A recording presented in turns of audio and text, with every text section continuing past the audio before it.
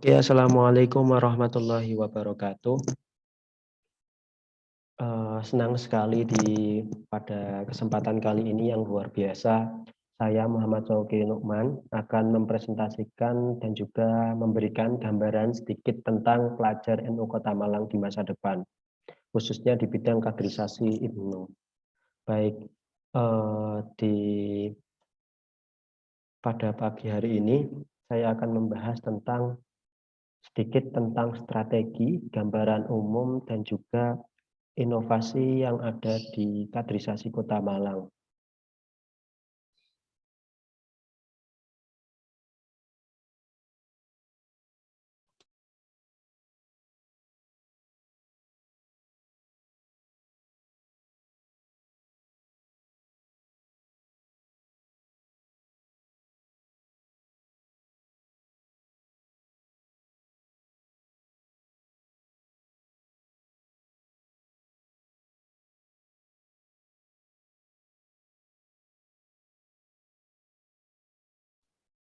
Oke, nama saya Muhammad Sauki Nukman.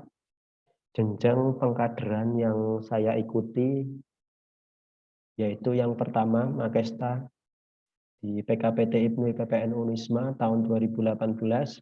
Kemudian saya melanjutkan di Lakmut PC IPNU IPPNU Kota Malang tahun 2019. Alamat domisili saya ada di Trompo, RT 3 RW 2 Kecamatan Kota Kendal dan Kabupaten Kendal. Riwayat pendidikan, saya menempuh SD di Min 1 Kendal, kemudian dilanjutkan di SMP Negeri 1 Kendal, melanjutkan di SMA Subhanul Waton Magelang, dan sekarang saya belajar di Universitas Islam Malang. Riwayat organisasi, yang pertama, saya CO Departemen Organisasi, Pimpinan Ranting IPNU Kelurahan Trompo, kemudian CO Departemen Organisasi, PAC IPNU Kota Kendal, kemudian Ketua PAKPT IPNU Raden Rahmat Unisma, kemudian saya Waka 3 di PKPT IPNU Unisma, dan sekarang menjadi Sekretaris LKPT IPNU Kota Malang.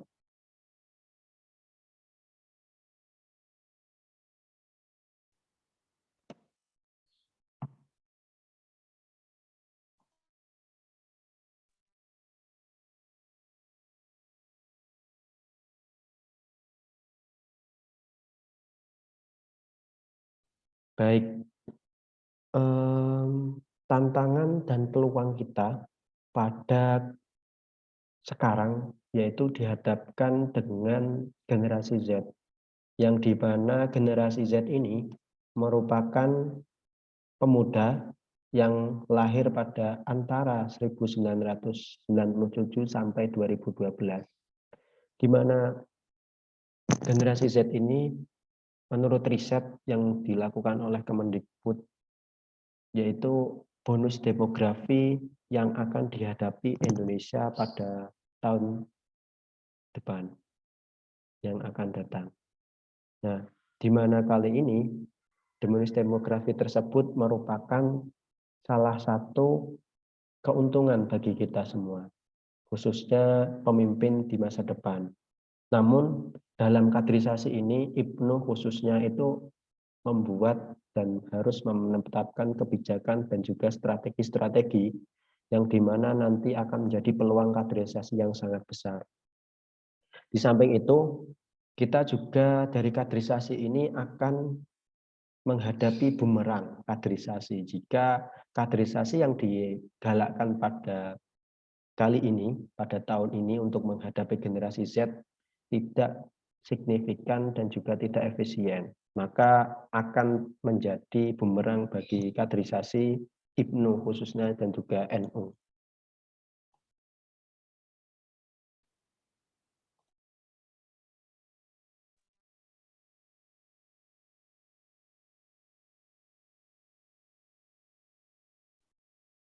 Kaderisasi di Kota Malang, melihat kaderisasi di Kota Malang sendiri khususnya yang pertama kondisi Kota Malang yang disebut kota pendidikan, di mana di Kota Malang ini banyak sekali instansi pendidikan mulai dari SD sampai perguruan tinggi, yang di mana hal tersebut merupakan peluang besar dan juga support system dari Kota Malang itu sendiri. Di mana kaderisasi IPNU dari PC Kota Malang melihat hal tersebut merupakan salah satu bentuk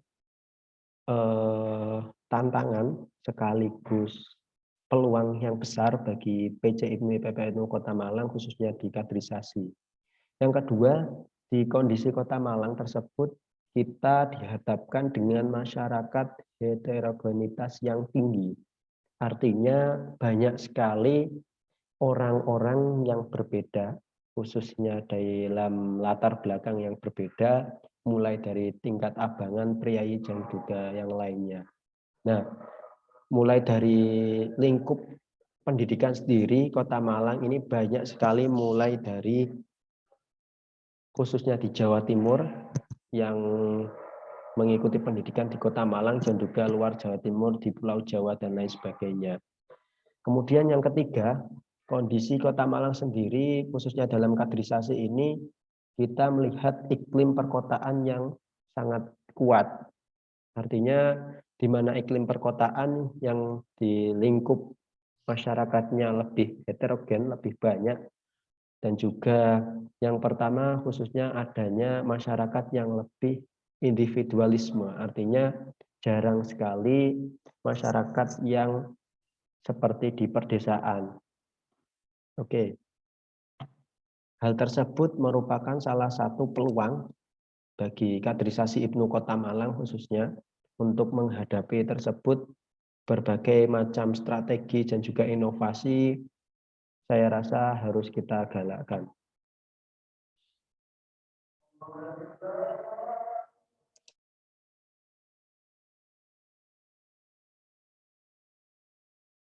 Baik, yang pertama, kaderisasi di Kota Malang ada 4 basis yang kita garap. Yang pertama dimulai dari tingkat kelurahan, ranting, di mana grassroots ini IPNU IPPNU Kota Malang dimulai dari kaderisasi paling bawah di tingkat ranting yang nantinya merupakan akar rumput dari kaderisasi di Kota Malang. Yang kedua, sekolah. Kita tidak lepas dari pendidikan. Kaderisasi Kota Malang khususnya IPNU tidak lepas dari sekolah, di mana banyak sekali pimpinan komisariat mulai dari MTS dan juga tingkat SMT sederajat dan juga SMA sederajat yang nantinya kita akan garap karena melihat dari pendidikan Kota Malang yang sangat tinggi. Yang kedua, tingkat kecamatan. Dilanjutkan dari kaderisasi yang tingkat paling bawah di grassroots kita, di kelurahan, kita akan naikkan di kecamatan, di PAC. Ada 5 kecamatan yang ada di Kota Malang, kita akan garap dengan mendistribusikan dari sekolah dan juga kelurahan. Kemudian tidak lupa yang keempat, perguruan tinggi. Ini salah satu dari nilai plus yang ada di kaderisasi Kota Malang. Banyaknya perguruan tinggi yang ada di Kota Malang ini merupakan aset besar dan juga tantangan sekaligus peluang bagi IPNU Kota Malang untuk menggalakkan kaderisasi di ranah kampus. Ada 4 PKPT yang sudah berdiri di Kota Malang, mulai dari PKPT IPNU UM, PKPT IPNU IPPNU UB, PKPT IPNU Unisma, dan juga PKPT IPNU IPPNU UIN.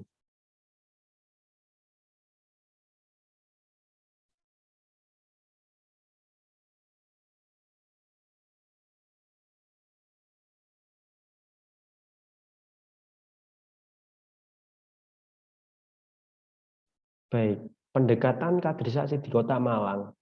Di Kota Malang sendiri ada 4 pendekatan yang kita gunakan untuk membangun kaderisasi mulai dari tingkat bawah sampai tingkat cabang.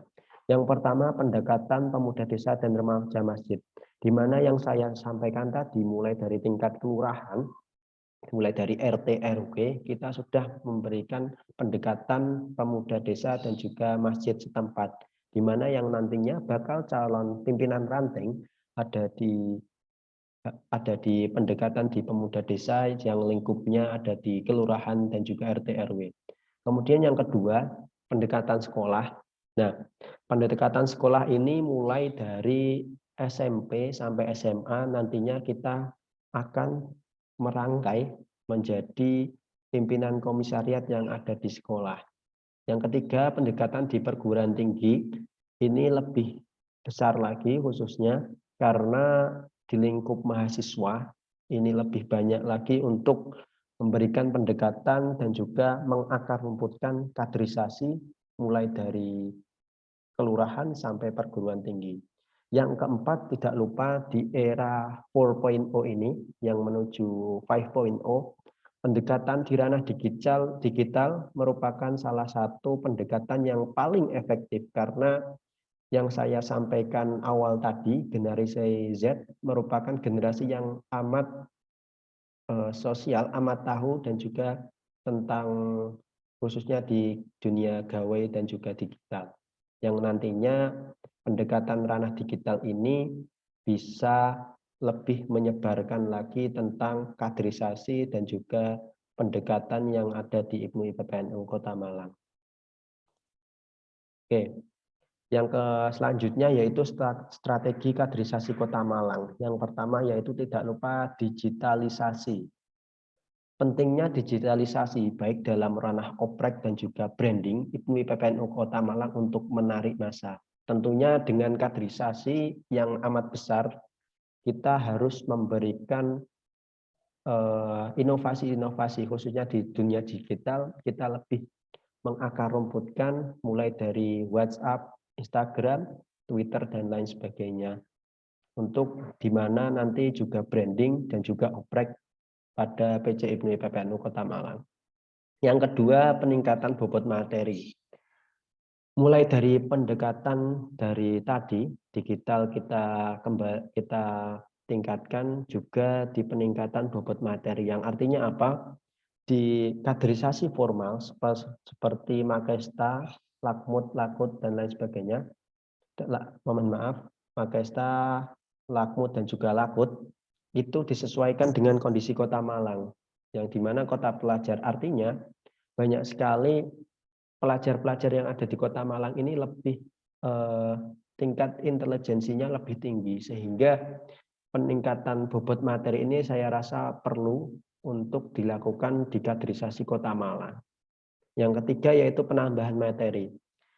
Dilihat dari Kota Malang yang heterogenitasnya lebih banyak dan juga tingkat pendidikannya yang tinggi, penambahan materi ini saya rasa cukup menjadi salah satu strategi dari kaderisasi Kota Malang, di mana penambahan sesuai dengan kondisi masyarakat dan sosial Kota Malang yang heterogen dan juga iklim perkotaan, seperti timbulnya masalah sosial dan sebagainya.